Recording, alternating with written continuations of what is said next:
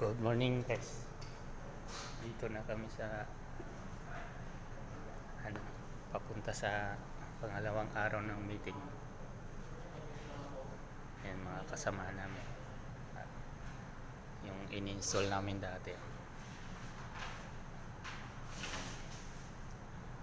Ito yung sa showroom. Yan hindi pa dumating yan pa. Dito ang meeting room. Wala pang tao. Napaaga-aga kami traffic ano yung iba na traffic kaya nauna-una kami ng konti. Pangalawang araw sa training para doon sa GMB 5, GMB 6 at yung sa pang swimming pool na aircon sa hot and cold. Kaya ngayon matatapos, bibigyan kami ng certificate. Yan, sa SIA. Ito yung mga remote.